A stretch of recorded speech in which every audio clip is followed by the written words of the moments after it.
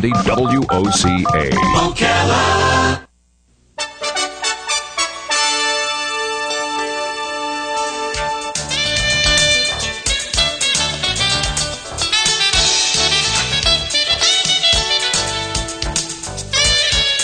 All right, 25 minutes before 11 o'clock. Thank you for tuning in. And the weather guy just said it's warming up. That's what we were hoping to hear, right?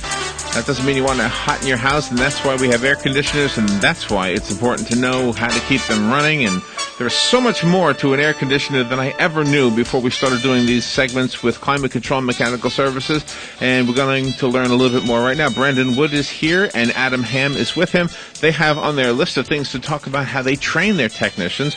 And I see on my notes here also about the graduating class from Central Florida, the College of Central Florida, and how some of those graduates may end up being your next technician. Climate Control, Mechanical Services will give you their phone number just a little bit right now. If you have a question for Brandon or Adam, the number here is the WOCA Climate Control Source Hotline, 622-9622. Good morning, Brandon, and nice to meet you, Adam. Thank you for coming in. Thank you. Good morning. How's everything? Very good. Are you a student? No, you're actually seasoned. Just finished school. Really? Just graduated on Monday, and thankfully, Climate Control was good enough to give me a shot. Now, isn't that the whole reason you went to school? Absolutely. Isn't that awesome? That, yeah, I mean, right out of school, you've already got a position. It was great. That was one of my biggest fears, especially as I came closer to graduating, was finding not only a job, but a job with a good, honest company. And Climate Control has certainly proven to be that. So. Well, if I can say, the guys I've met from Climate Control you're with good company. Absolutely. I'm extremely impressed. Yeah. That was something that we were warned about in class, was not necessarily jumping on the first thing that came along. And, I'm like I said, I'm certainly happy that Climate Control gave me a shot. I've been training with Brandon this week and and I've been extremely impressed. And I know, I think I know what your teachers were warning you of, because, there's always somebody out there who's going to give a bad name to a whole industry. Absolutely, was, my instructor used to joke that HVAC techs are basically one level under lawyers and a step above used car salesmen. And, really? Just that's because not good. That's not good. Just because it's, as a consumer, as a customer, not knowing what we're doing there, it would be easy to cheat someone. In other words, we're ignorant about what you're doing. Exactly, which true for every no profession. Fault, I mean, if I go to a mechanic, I don't, unless I happen to be a mechanic, I don't know what's absolutely. going on. And as a consumer myself, I've been in that position where I've had a plumber or an HVAC technician at my home, and I'm one of the people that follows that person around because I want to see what you're doing. What are you charging me for? Me too. And it's what I see that all the time. HVAC. I don't even know what it means. What does it mean? It's heating, ventilation, and air conditioning. Oh, wow. It's kind of a sort of an all-encompassing.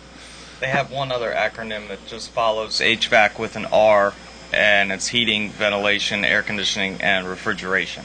Oh, okay. Because there's so many different facets of the business where you can be working on big refrigerators, like walk-in coolers, freezers at restaurants. So there's so many different fields you can go into. Most techs start out in residential. You can either just hone your skills and stay in residential. Some techs even come right out of school and start in commercial. Like he was saying, it all depends on what company they apply for and where that company needs the help the most. Obviously, if you apply for a company that only does residential air conditioning, that's what you're going to be doing. Or vice versa. Luckily, we did pick them up. Climate Control is a company that does everything. We are proud of the fact that there is nothing we can't handle when it comes to HVACR. Actually, we do everything from 50-ton chillers down to little mini split systems. And there's another area where it's important, I think, the company he chooses, and it's not just the sales tactics. I like that analogy his instructor used. It didn't say really much, but unfortunately there are guys out there, and it's not just the techs, it is the companies pushing them to sell. Right, and it's become where service techs are salesmen. And I am a salesman when I need to be, but I am a service tech first. I am there to fix it, repair it, give them an honest answer on what's going on with their system. And climate control really lets me do that. They've never questioned why I didn't sell them a new unit, or why I didn't sell a part on this standard maintenance. Brandon, I'm going to tell you something. In the weeks that we've been doing the show together, there was a couple of times where you would talk about being with a customer and then recommending that they buy whatever it is that you thought was fitting. And I put myself in that person's position, and my thought, and even though I didn't say it on the air at the time, was that, well, if I was that person, I would say, gosh, this guy knows what he's doing. He's been honest with me up till now, so he's probably telling me the truth. So I don't see why I would turn it away. And that's the biggest thing. We spoke to a customer yesterday. She's basically stayed with us because of that trust. Oh, yeah. Once you find somebody that you can trust, we don't want to feel like that anything we tell them they're going to go for, but in a way, that's the way it is. And a lot of times people do get scammed because they have no choice in the matter. Your air conditioning's down. It's 95 degrees outside. This is Florida. They pick up the phone, call the first company if they don't have one. Right. That company comes out, tells them their system's shot. They literally don't have the time or the resources to spend traveling around, getting quotes, having other companies come out to their house. Some people do. But in that meantime, they're stuck with no AC. Right. So a lot of times these quotes, people look at me and say, have to do it. It's definitely in that category of I have to have it. Now, I've done jobs where people may have to wait a little bit because of financials, because some jobs can be very expensive. Yeah. Repairs costly, and that goes back to how important it is to have service done on your unit. We definitely don't want to install a brand new unit and then just wait till something goes wrong with it. I had a unit yesterday where the compressor was shot, and I have a feeling it was due to a capacitor situation and what's called a hard start kit. It had a broken crank inside the compressor. Can I prove that? No. But the unit was shot, and we had never been there.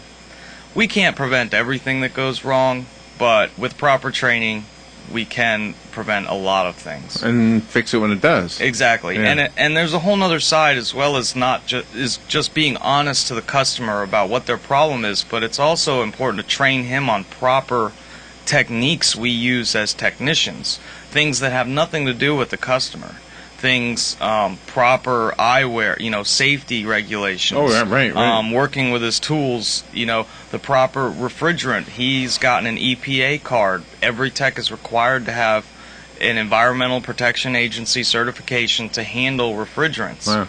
So we have to practice proper recovery techniques, destroying the refrigerants. Whereas a lot of companies might not do that because it is costly. So the last thing he wants to do is come out of school, learn all these proper techniques in theory in school, which I've noticed he's learned a lot of, and then go to a company and not be able to put that into practical application. That's right. Well, because they simply don't want him to.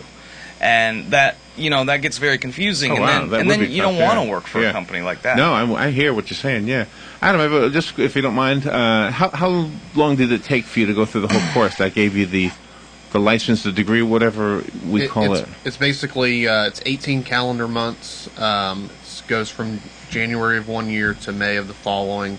Okay. So about 17 in class time, probably about 16. So was there something significant that happened 19 months ago or 2 years ago that you've said to yourself, this is what I want to do? I was just one of those guys that had gone from job to job, always chasing that dollar, and every time, it always looked like something good and ended up being a dead-end road, and I was tired of moving around. I wanted a career. I wanted some place that I could be long term. But why did you choose this specific career? Well, it kind of came down to I love fixing things. I love being outside. I love moving from place to place. Oh wow! All three things apply here. Yeah. And I had some friends that were in the industry that had encouraged me to do it, and I, even going into the schooling, once I had signed up and my first day of class, I wasn't 100% sure. But the more I went into it, it grew on me, and I really learned to love it. So, Brandon, do you have to have a tough skin? I mean, if you have nice customers, that's going to be easy. Well, but do you have sometimes the hardball guy? There are some prerequisites to the business. If you're obviously not a people person whatsoever, you may want to think into going into a commercial side where you wouldn't have to deal with the people so much, the customers so much, or you need good communication skills. If you were the type that grew up and never really played with tools, or didn't have like a socket set, and your dad didn't really get you into tools, and you barely knew what a screwdriver was, this might not be something for you. That's right. It's certainly always something you can learn later on in life. But I am grateful that I do something that I love to do. I'm like Adam. I love fixing things. He was saying the other day how fast our days go because it's different scenery, not moving around regionally or moving my home, but moving from call to call, and meeting different customers. Yesterday we met 6 customers. All had to be treated a little differently. You have a phone call, but real quick, I was looking at my air conditioner yesterday, and I was looking at all the little screws that you guys have to take out just to get to it. I was thinking, wow, the first thing you do before you can even analyze, you got to take all those screws out. Sometimes, That's got to be a pain. All right, let's go to the phone. Good morning. Thank you for calling. You're on the air with Adam and Brandon. Good morning, gentlemen. Good morning. I have 2 questions. Maybe you've answered the first one when I wasn't listening. If you change out a split unit, do you replace the liquid and suction lines, or do you flush them? We always replace them because most of the time when we change them out, you're switching from an R22, the older refrigerant, to the new 410A. Right. And the oils they use in each one of those refrigerants do not mix at all. And the flushing kit don't work very good? The bottom line is the copper actually gets saturated with that oil, and no matter how many times you flush them, it is good practice, and sometimes it's impossible to change the line set. So flushing them is definitely something you have to do if you can't replace the line set, but by far the best option is to replace the line set. I imagine the length of the lines would help determine that. Absolutely. A lot of times, like in commercial applications, they go underground in concrete, they stub up somewhere, and it's just, because of the situation, it's impossible to actually replace them. Most applications, residentially and commercially, we are able to retrofit new refrigerant lines in the system somewhere. Okay, well, thank you. My second question is, I have ordered an ozone generator from China. It'll be here in 2 weeks. The primary side draws 40 watts. It's 220. I'm thinking of putting it in my return air. Okay. It kills bacteria, mold, and odors. Would the ozone have any detrimental effects on the copper or the aluminum? It shouldn't. I'm not real familiar with ozone generators. Does it have a UV light system in it? No, it doesn't. It's just an ozone generator? Right. I'm not familiar. You actually bring up a good point, something I do want to research now, because I'm not that familiar with them. But no, it shouldn't. As long as it's cleaning the air and it's not pumping any serious chemicals into the air, you really shouldn't have any problem with... Well, I remember many years ago when I was first married, I had a clothes dryer that had an ozone bulb in it. It made the clothes smell so nice, but they don't have them anymore. Yeah. So that what got me thinking about it. And on the internet, the only place you can get them is from China. They have them 110 or 220. Huh. Now I would have to put with the 2-speed motor, so I could catch both speeds, high and low. I would have to put 2 relays, one 220 and one 24 volt. But yes. I think the easier way would be to use a pneumatic flow switch, and I'd only have to break 1 wire. What do you think of that? That's true. You could do that. You could use a 2-speed relay. Like I said, in my applications, I would probably use the 2-speed relay with a... and a lot of these relays, they're 24-volt relays, so you'd have to add a 24-volt transformer to the system. Or you can get 220-volt relays. You can get a relay... Oh, yeah, I know, but rather than go through all that baloney with 2 relays, you have to tie the the high and low speed together ultimately. Yeah. To power the ozone generator. I figured the switch, the flow switch, would be a lot easier. Now, is there any reason why you would want to switch it from high and low speed? That's not something where you just set it in high and leave it? I want the ozone generator to work on heat and cool, or cool. Okay, and it won't work by just setting it in high speed all the time?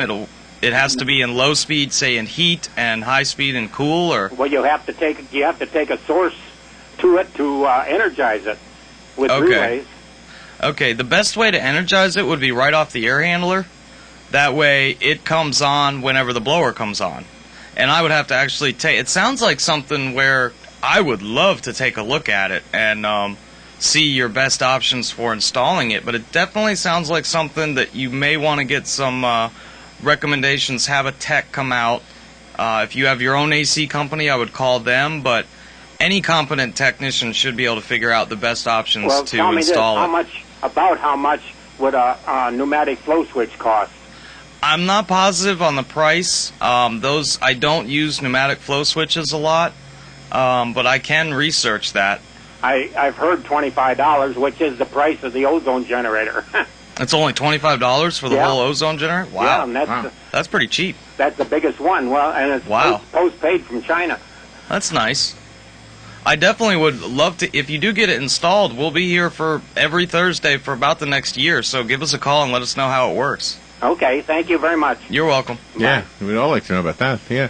I've often heard that ozone is the best way to get smells out of the house. Well, that's what our UV light systems, along with the chemical coated on the UV light brackets that are inside the units, they actually create ozones.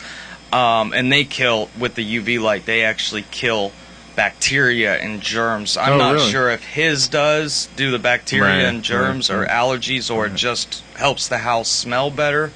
But they're definitely not $25. They're a little more expensive systems. Yeah. But that sounds like something pretty neat that he's got there. I know that when the complete ozone treatment is given to a house, it's kind of like when they fumigate for bugs. You can't go in; it'll kill everything. If it's pure ozone, is what I mean. Yeah, exactly. Ozone is the actual ozone layer that the covering we have over the Earth, it's very caustic, the chemical.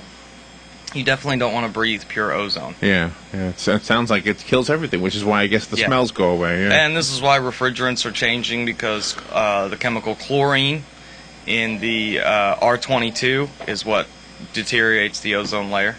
And let's go back to the phone. Good morning. You're on there with Brandon and Adam. Yeah, good morning, guys. Good morning. Good morning. Say, when I have my air conditioner serviced, can I have my heat pump serviced also at the same time, about this time of the year? Around this time of the year, I would say yes and no. Yes, because as long as the refrigerant charge and the capacitors and contactors are all good in air conditioning mode, then there should be no problem with it in heat pump mode. The only thing that is bypassed in the condenser when it's in heat pump mode is a thermal expansion valve, if you have one in your condenser, because it's not real good with the weather, this hot weather, to turn the heat pump on in heating mode. But we can certainly test your emergency heat strips, your air conditioning, and 99% of the time, as long as your air conditioning and everything's working properly, then your heat is going to do the same. Yeah.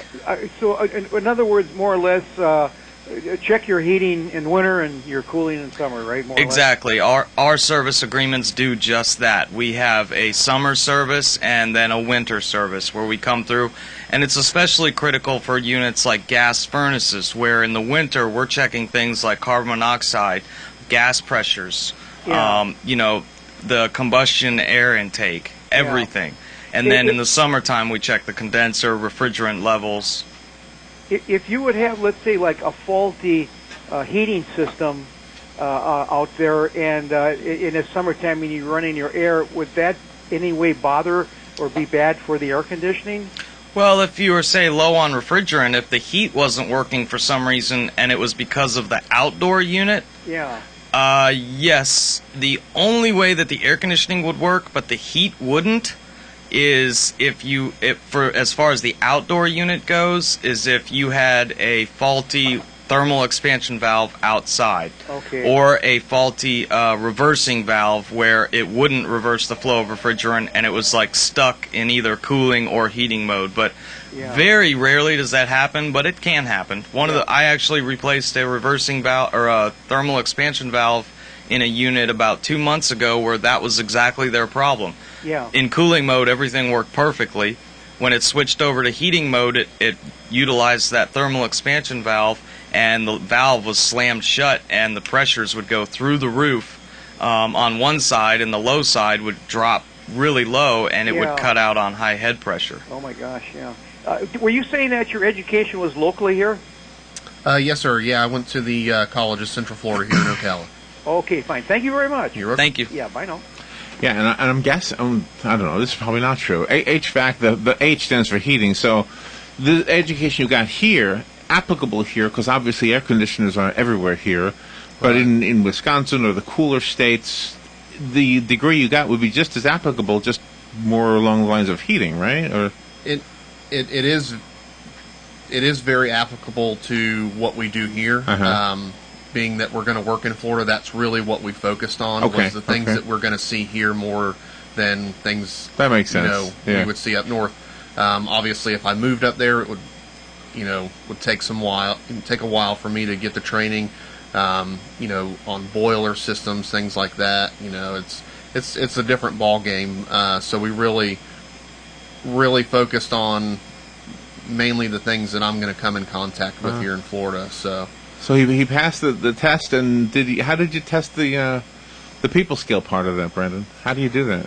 Just not talking just to for him. Adam. I don't mean to pick on Adam, but I mean, just I mean, you must have passed the test too. My service manager and I pretty much discussed that, and I think his first test was just a simple interview. Uh-huh. My service manager is a pretty good, he's pretty good at determining whether somebody is good for the position. And so far, he's worked out great. I'm learning what he has learned and what he doesn't know, and how to put what he's learned into practical application. There is a lot of theory that they teach you in school. It's kind of like, taking algebra and math and high school or English. Everybody knows how to speak English, and you're going to use it a lot more in real-world practical application. So we're learning together how to take what he learned there, and he has a lot of practical application experience there. But we were just talking about some situations just cannot be reproduced in a school environment. They have to be caused out in the real world. And things like brazing, standing on your head in an attic. He never had to work in a 110-degree attic changing a blower motor versus standing there right in front of you in an air-conditioned schoolroom. So environments are one of the big key factors. Standing on your head. Yeah, he'll learn fast whether he can. Well, I mean, you got a unit in an attic and you've got space. I've literally had to almost lay down in an attic to pull a part out or By the install way, a unit. Here's the kind of customer I am. I'm just curious how many of these you run into. How many of me, that what I'm going to describe right now, do you run into? I see you working, you're sweating, you're getting yourself into positions I can't even imagine. It's almost like Cirque du Soleil. You know what I have for you? I have a nice glass of water. I have some iced tea. I have something for you. It's just waiting for you so that, gosh, I feel like you're going above and beyond. Not to mention the fact that I tip. I'm not bragging, but I think that's just what people should do when they see somebody working hard. How many people that fit that description, what I just said? Probably about at least half my customers ask me if I want something to drink. I kind of thought you were going to say it was a large number. Not as much, but we do have tippers as well. Yeah. We, I certainly encourage it. It's not something that I'm going to deny, and our company doesn't, tell us to deny a tip. Some people they're unsure about something like that, but as far as drinks go, most of the time if they see us out there and we're sweating really bad, because I am a sweater. I mean, if it gets hot whatsoever, and these are all Carhartt clothes, long pants, 2 shirts, so we sweat out there as well as being just hot. So they are always, a lot of the customers are definitely offering us something to drink. Yeah, and I probably made an uncomfortable statement by mentioning the tip part, so I probably shouldn't have. But the point is, I think, and you kind of confirmed what I believed, is that I'm not unusual. In other words, most customers are just going to be, my goodness, you're really helping me out here. let me at least make it comfortable for you. Yeah, and I mean, as far as drinks or tipping, I mean, I tip my mechanics. You know, if they do a good job working on my truck and there's not grease all over the place and they go the extra mile, you know, then I tip them. You know, and you can usually tell when a service tech is just doing what he has to do there, or he is going the extra mile to do things. You know, the customer yesterday, she was having trouble getting airflow into one of the rooms. You know, something I probably could have charged her for, but I went around after we did her service and adjusted some vents. It took me 10 minutes. Things like that, customers really appreciate because they know. Any situation they have, I always ask them before I leave, do you have any questions for me? You know, how's your system working? I had some questions, but I just looked at the clock, so I guess we're done. Can we give a phone number? And nice to meet you, Adam, by the way. Thank you. Nice to meet you. Really good to get to know how this whole process works. You want to give out any phone number? Yeah, 352-291-0185. Okay. And our website is climatecontrol4home.com for the residential side. And your 800, I just realized this, 1-888-711-HVAC. Oh, it's a good thing you know that. Cause oh, you didn't know that? I know we had an 800 number, but I honestly didn't know it. I didn't even know that. I'll have to learn it. 888, just remember this, 888-711. Oh, that's easy. HVAC. That's easy. Yeah. Now you know your 800 number. And I know I'll have to call it and actually see where it goes and how it gets to our phones because really? I don't know a lot of my customers. They usually use the office number. That's funny. Well, thanks, guys. Thank you for educating me. I have a tiny bit of HVAC knowledge just from our visits with Brandon. So very good. Thank you, guys. Thank you so much. We'll take a little break and be right back.